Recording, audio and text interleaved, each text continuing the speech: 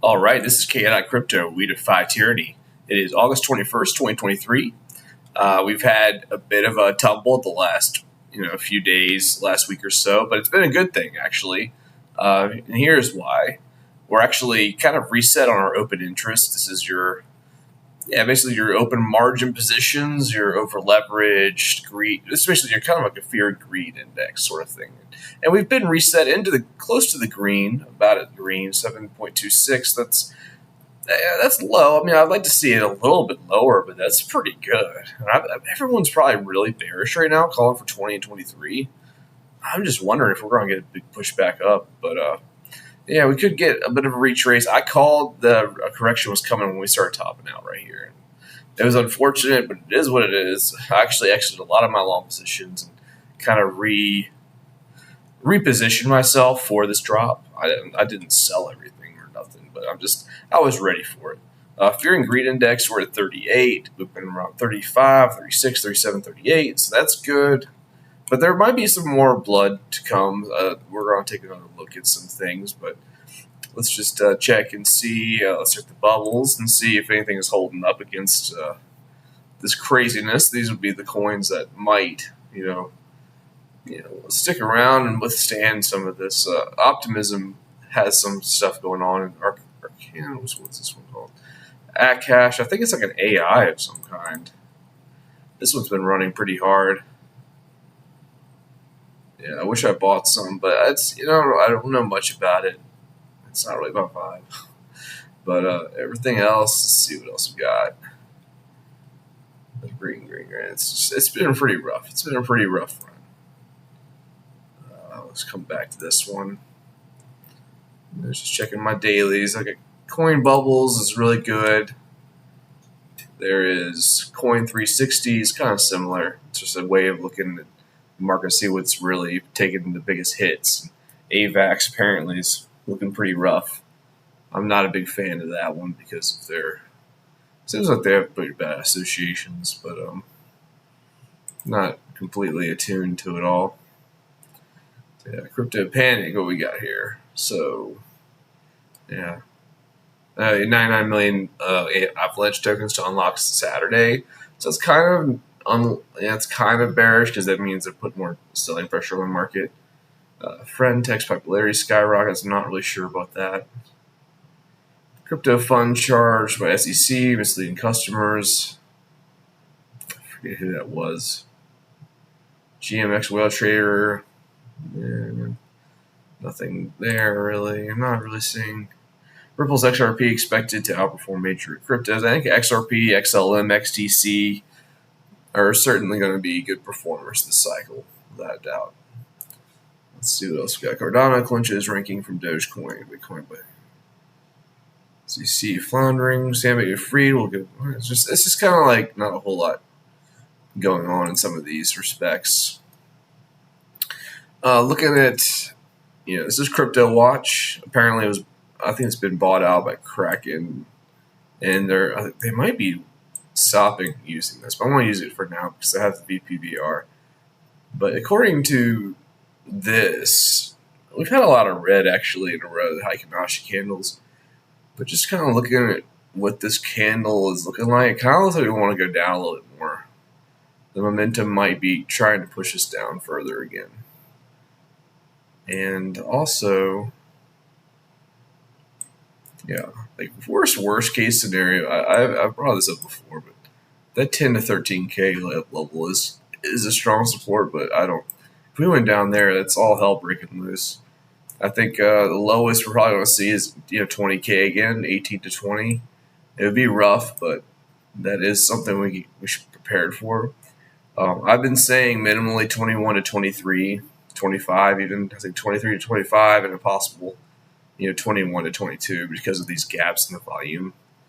We need to basically fill some of these. There's so little trading volume between. Let's zoom in here. Sorry, I can't really zoom in that well. Yeah, come back in here. Yeah, there's just really little trading value between 23 and 25. So they just might have to just linger in this area for like a month or two.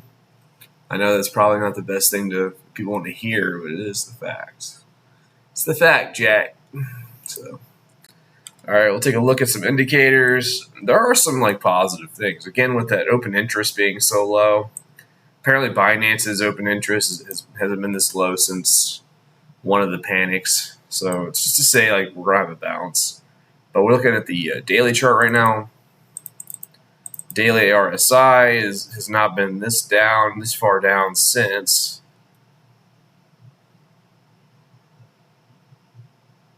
June 22nd. Yeah, I mean, honestly, it hasn't been this far. It's further. It's been down since.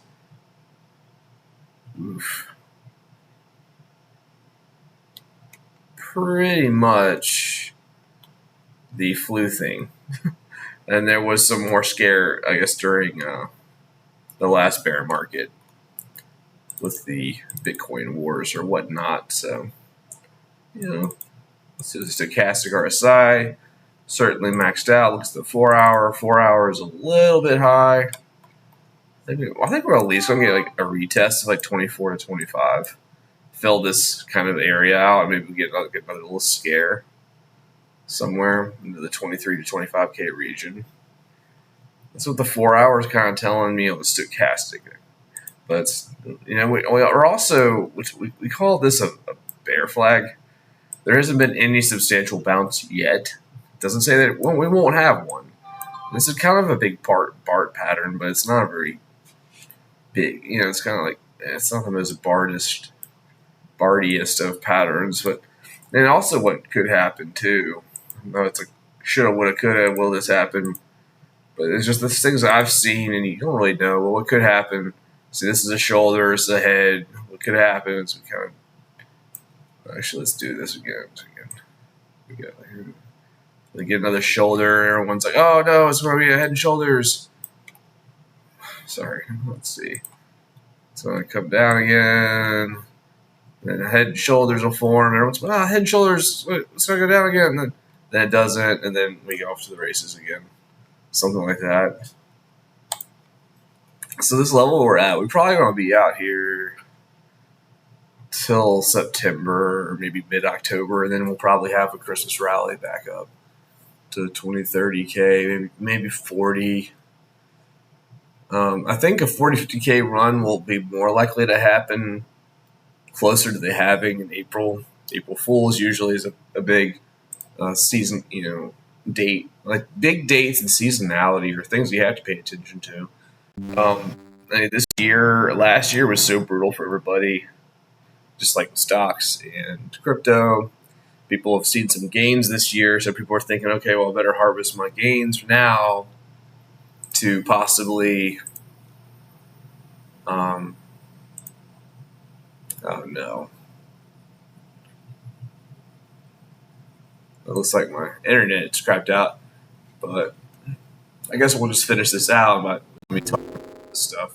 But basically, yeah, people will be starting to take their profits now, especially in September, October, maybe even, to get their finances in order, get ready for tax season next year, and that could cause selling pressure. So we'll have to see about all that. I was hoping to do a little more technical analysis, but it's been a pretty boring day, but also kind of just red and just ugly. It's probably going to be there for a while. I just don't see a whole lot of great news popping out anytime too soon. Could be wrong, but I just don't see it happening for us, unfortunately. But we'll check back in later. I'm going to get my internet fixed up here. And hang in there, and we'll check in later. Hot along. Peace.